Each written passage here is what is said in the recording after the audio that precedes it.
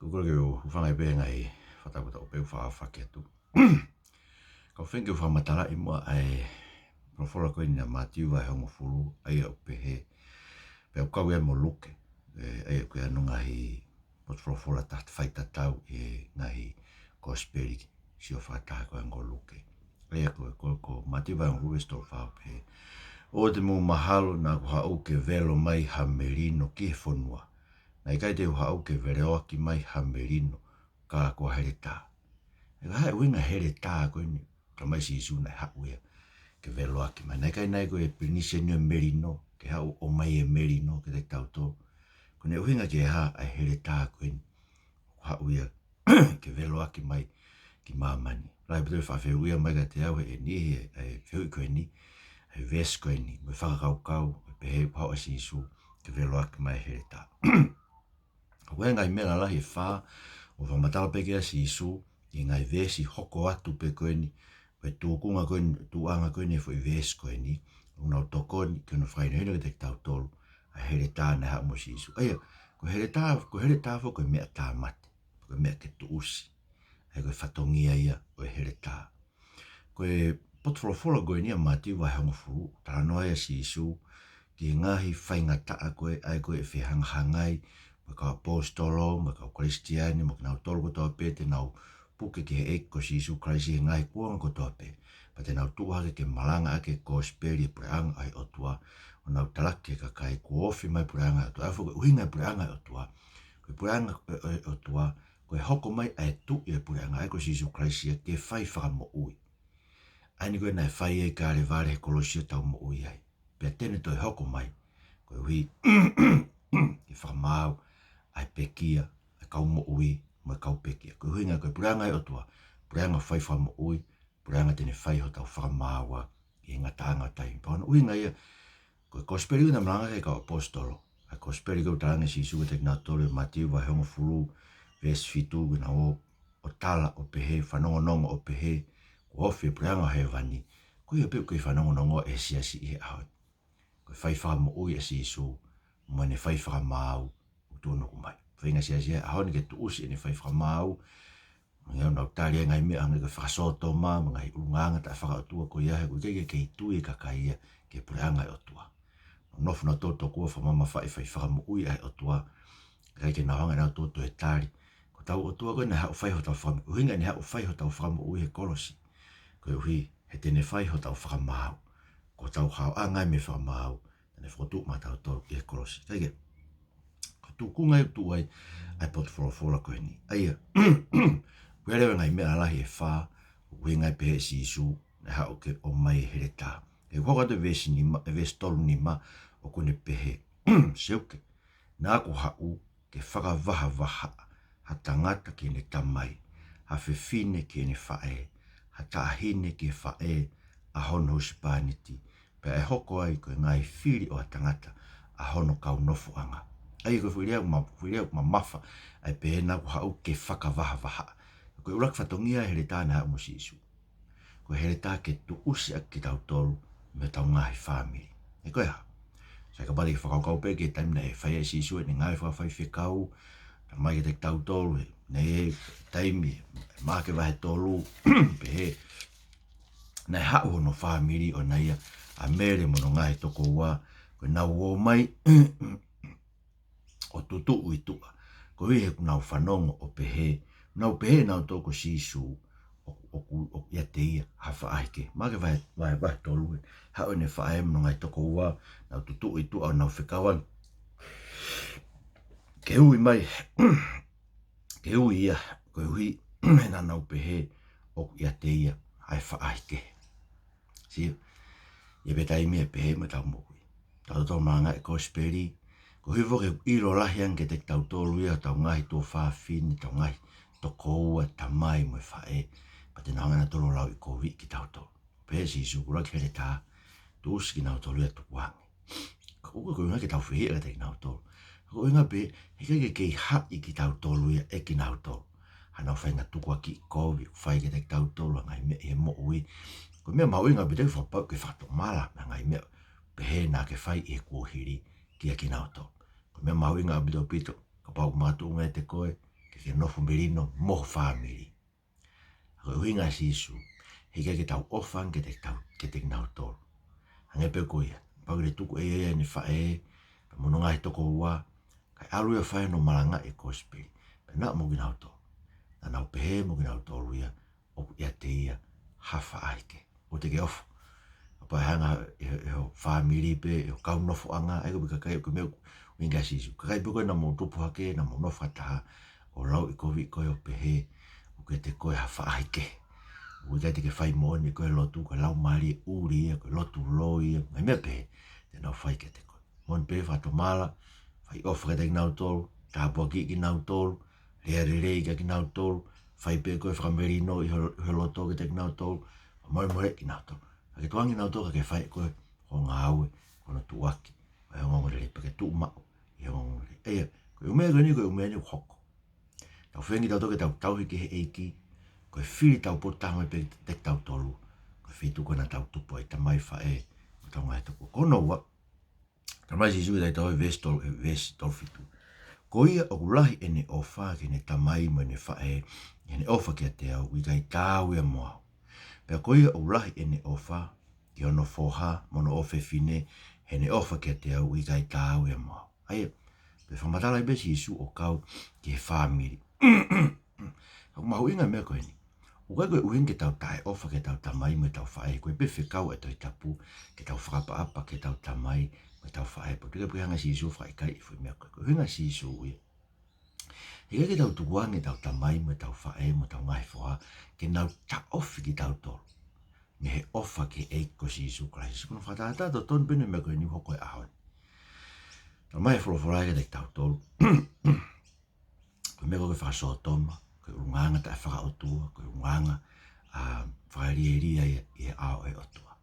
Ka kuia e ka whaiwhekau, koe me mātu ai whakasotoma e nau whanau. Koe mea i whakasotoma e nau whanau. Nau ofangi na toke nau whanau. O lahi ange nau ofa ke otua kona ni o mai e whanau. Lahi ange nau ofa ke otua kona ni o mai ne wholoforani ki whaini hino ai tau tolu. Ke mea to ton ke tau whai. Nau hangare una to whaka ikai ai wholofora au tau otua. Ka tau peia, ni e kau whaiwhekau, nau pehe ki nau tolu, nau ofange tō kua ki nau toke kau whakasoto ma, he nau hekai ke nau tue tala ke kau whakasoto ma, kua pau ke mu whato ma. Tō kua, nau pehe na tō tai ofa tue tala ke kau whakasoto ma, ke nau whato ma. Siuk tau pehe tau tolu ai, tau ofange ki tau tolu ai, ki he kakai angahara, i he otua koe ne tukuange hono foha, ke hifu mai o pekia, ke whakamo ui e kau angahara koe ni. Mon beu ke tole ke tau tai ofa ke kau whasoto mo. Toko wha amau kau whasoto mo tau pe mo mai ke tau loto. Ke mo whanongo ke gospel whai whakamo ui koe nune uki. Ke mo whato mala. Ta tau pe mo whi aua, kau kai haa, kau kona, kau kape kape, kau lau, whelau, kovi aki. Ngahi ang hala ko tau pe. E lava i e gospel koe eke ko Sisu Kraisi ke liwe tamu. Ai koe uhinga Sisu ke tau ofan ke te ia. O lahi ang ia. He tau ofa. Hato e mea he mama koe. Ta mai, whae, ko pau ke tu uski nau tolu ia. Pa wanga pūrau koe koe. Ngai si isue ngai rea ma mawhae. He koe uhifo, hange koe. Koe nau nofo koe a haa siu. Nau nofo koe nau ngai whamiri. Manduna nau tupu hak pe nau tolu. E nau ngahi api. Koe kakai nau tolu. Koe hako e palahami. Pa koe tala koe hako e palahami ia. Te ke mo ui pe koe ta tau pepe, e wha mo ui pe koe toa ta tau pepe koe haho mea koe whai. Ko haa si isu e tala mai. Ka ke katui koe ka te hau. Ko paka ke tukuange koe fu mea. Ko paka ke mo ui koe o fua i ho mo ui e whakatomala. He kai te ke hao koe koe koe e paraham. Ko paka ke tu koe tukuange ho whamiri. Ka ke mawahe mai koe o mui mui ka te hau ke hoko, ko hoku lahe. Ke hoko ko mate ake. E ko paka ke tukuange koe ai fu mea koe e whawhara. E kutu e koe koe pe mea koe nia. Pana tau tupa ki tau tau koe kakai na tau. Pe koe ha, nau ses maamonga, pe koe ses pahai, pe koe hai. Whainga mea pe nā mweni ion tupu we siriana. Mau inga pe foke kona mo ni eni. Kai ke tau mo ui asi ka koe. Koe mea mau inga ke ilo e mo ni. Kai te ke mo ui koe ha fisas pe te ke alu ke koe loia. Ai pe te tau pe pe koe fisas te ke alu ke te ke mo ui. Kai te ke mo ui koe hasias pe. Te ke mo ui e eiko si ho alu ke eiko si Jesu Kraisi. Koe e kune hanga ui ki tau tolu. Ke tau mui muiang ke te ia. Ke tau tukuange ngai tuku whakaholo koe. Ai koe ange ngai tuku whakaholo to whamiri.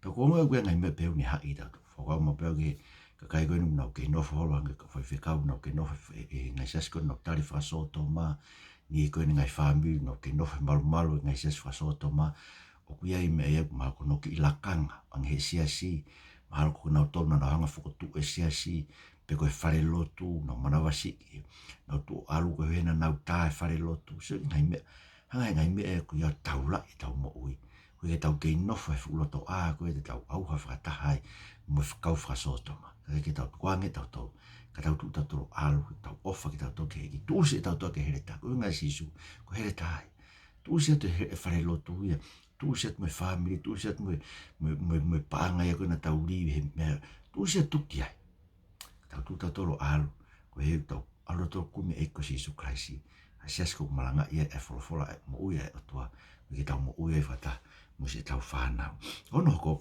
mai sisu ko e fua kolosi mai sisu e vesi tolu walu pe koia ui kai tene puke hono kolosi o mui e te au ui kai tau e mo aia ko e puke ko to kolosi o fua ko e te tāri ia ai tau te mate o te ngahianga harakainga ko e te hataha ia e tuha ke alu ki he wani more mama ko ia tahe tua ia te kauto na mo pe to whaere i ko ia tahe tua ke alu ki he wani tau tolu ka kai tau tolu tau te amate ki tau toi ai o tua ko tau ngahi ang hala ko ngā sisu te to e kolosio hiri ko tau ma te ai ke te kita ai io ke koe o te tari ko hoto tuha o ki tai ke mate ke li ki heri pa te mui ke he eko sisu kraisi he ko sisu kraisi une taki tonu ki tau tolu ki he wani ko ia tau mai ia koe hala ia, koe moni ia, koe mo ui. He koe mau be tau maa oni tok tau whingi tau pika, unga fua kolosi. Koe tau tukuangi e mea kou tau peka tau maa oni ia. So ke tau noe wharesi, nai pene maa oni ana hap mo ke awe o tua whamatala ni au kai, mone lipa anga, mone maa oni ne mo ui o kai hange ia koe kawanghala. Si ko whenga mea pe, koe unga fua kolosi, fua e koe kolosi. Tari e koe halaia, tari e koe maa ni tahe te koe, ko koe e tua ke man. He koe fua kolosi, koe me e ka kai ni hiri whaki honau tau te amate e kuonga sisu. Pate ke lai tānoa sisu, koe taipu e nei fua e sisu no kolosi, taipu e nei osea no tau te amate ia he whamau anga ko pai lato. Pa ne fua rewa no kolosi me ai ki kāre vare. Sio? Koe fua kolosi whai i waha koe whakamau anga ko no tau te amate ki tau tolu. Ke wheitu ko e tutuki e ki tau tolu e kolosi. Paupe, ko ta hau sisu, os tutu ni whamau anga langi, tau te amate tau. Tuanga e koe maa oni, tuanga e koe lau ke tau he sapate aho fitu me hafua. Tuanga e koe ho tau he, ho lau ke ko poke paptaisu koe vai lahi. Nā mo e paptaisu lau maria mai. Tuanga e umea koe ia ko uhinga, ai umea le rei pe, ka koe ke whemau ke hau ki sisu, o ke tatu ko tohu, o ke kuku ki ai ko te whito i mea ai. Ko me pe tāke ke puke koe kolosia i ko sisu kraisi, ke tāri. Ko tau mo ui tau te amate ki tau tō. Nei kai ke tu hau ke mai mo ke ke tu hau ko he ka a ko hau ata ki he wani. Pe ko ilo te hau ki he wani. Ko he ta ta e ko sisu kraisi. Ka ka ki he wani a ko ia. Te whaka wheta e ke o e ki ko hui. He ko au ina to ton ke tutu ke kolosi koe. Ai nei pe ki ai. Ai e ko sisu kraisi. Suki ai. Ko hinga hele ta haus. Hamo sisu ke tu uski tau tolu. Mea whainga makatu unga tau pehe te tau tuu ai ke whātau whamui. A whainga maa oni tau tua. Ta mai Paula, postolo Paula, ka lau ki he lau. E hao hawa ne tau hene lau. E pau ke tu usia, ko hiko e fungani o e iloi, o kai sisu. Ko hinga ha sisu mai le ta. Ke tu usi, ai whainga meko tau pe tau pehe e makatu unga ai. Ka tau maa oni ai o tua, ka tau piki ke eiko sisu kraisi. Ka tau mui ke eiko sisu kraisi, ki hala fo o mo ui kune tofa akona tata tau fua ke langi. Fua si leo, ta mai sisu te tau vestori wa, koia tene kalofaki ine mo ui, kone tuku ia ke more. Ka koia kone tuku ine mo ui ke more, koe uhiko au, ne kalofaki. Sio, he ta, tuusia ke tau mo ui. Aia kuia fui mea he tau mo ui ke tu usi ke tau mo ui, o ai ke tau mate. He koen, whakawau ke mea uni ta ofi tau tolu, me mui ke eiko sisu kraisi, ta hau toki eiko sisu kraisi ka kumi tāpuaki pe. Ka pau ko hau ke helo tuku kumi tāpuaki pe, kuta tau pe koe mo siutasi. Me alu pe mui lai eiki, koe ka topa anga eiki, pe eiko ni lawa ki e eiki. Pau hau koe ke eiki ko kumpe hatapa ko family mo whanau, tuku koe me whahela. He koe he ke te mao ka hatapa i ho whainga a au. Ke hau ke eiko si sukaisi koe os tuko mo i ke more. Ma ai eiko si sukaisi koe os li ako mo eiko si ke koe mea. Koe kakai e mama koe ni unau tūri ke mea koe. Unau tūri ke he paanga ke e nau mea kai. Tūri ke aiho nau ai ke lahe nau paanga whakahu.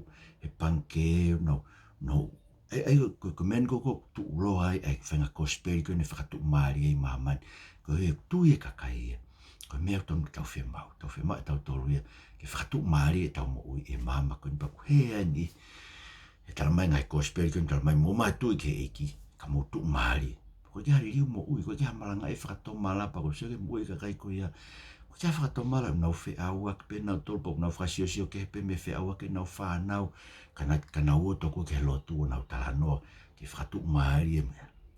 Se te ngai pango e te voro kui e tau mokui. Ko pau ke tu usi e tau mo e to ke more. Pau ke kawa e pe mo mea koe anga muto koe nofo muri ni o me mo whanau whi aua ke mo ngahi api ke murea ke ai ko iho mo pehe toko e na maa mufo i mai. Ka pau koe te mawhi tu ke alu ke ai pau sai. Ka pau haa whaini whi aua ke o te whare tala ke alu maari. Ano ko ke tu o alu whamaa o ni ai anga ene nofo. Mon beu ke peni e koe ke tau kei pure ke tau toke tau whanau tau whaam tau tona whamaa o ni e nau nofo kai ke. Tau tu se tau mo ui tu ke tau mo ui ke more koe uhi koe eko Sisu Kraisi. Ai e kono ui ngau pehe. Tau fuafua kumi ki tau tolu ke pure anga e otua. O koe tau tefto boke tau mai tau kumi ke pure anga toko tau mai tau lotu ke maua e hau seniti ke tau hiau family. Koe ko hau koe lotu koe koe kama whai whekau koe no whanki monu ia koe whare koe kā koe ha. Koe ko mea ko hau ai koe lotu. Ka ilo angeu ta whoki e sesko koutu i ki ai au mea whorofora e tua te uri aki eo e nau lakanga.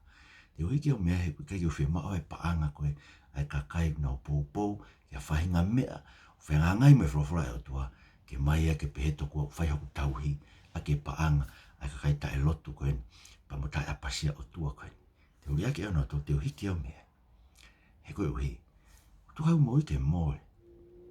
He whai pe he e kia hoku tauhi. Ko mea mau ingai ke wiloi. Ta mai pe he e ki, parames mai pe he e kia. Oua na, ai pe ke tu usi ho mo ui me ofa ke paanga. He ko he e kai te uri ake au koe. Te ui a te koe e au. Wa o ke ngata anga o mamai. Kain ko hinga haa si sumo hele tā. Tu usi e tau mo ui e tuke moe. Tau kume tau planga e o tua. Tu koe kume a kai mo ai he tau whanala koe o tua ni whai tau i koe tau ngāwe. Hinga tai, tu usi e koe ho maa oni a koe ke pehete ke tua ke hao tua ke fua koe kolosi. Lau koe halai a koe whatamu e ko Sisu Kraisi. Koe ka ke mau ene kres whai whakamo ui. Koe hiu tau hoto ke ai o tua koe kau halai a kore whamore tau ngahi ang hala. Koe ka ne whai ho tau whakamaa. Tu usi e tau ofa ke tau ngai whamiri e tau lahi ang e tau ofa ke eki. Mon beu tau ofa ke tau mātua, ofa ke tau whanau, kai kei te lahi ang e tau ofa ke e ko Sisu Kraisi. Tu usi tau ofa ke kakai tau nofu anga taha. So kei, ka pau nau tolu nau ta ofa ki tau tolu, me tau hito tau o toa mo ui, tuki nau tolu ia, tau ota toki he eki, tamai mau kore ke te koe. Mai mua here tā koe ni ke mau tu aki, ya ngai koe lau koe e hini, mai here tā ke tu usi ke ngai ofa ko tau peka, o mai ho me ha mei ofa me a whio na hunuki. Koe ke tupu mei ofa ko e te mau tolu, o ni hanga lo mia e mau ngai ofa furipe. Ka mau ofa ke te koe ko toa mau loto ata mai, mau lau maari e mau iwi ko toa pe. Ka mau ofa ko mau ngai ka ngā whanonga, hei ko mau ofa ke te mau tolu e Sisu Christ ko alo ko mau whamu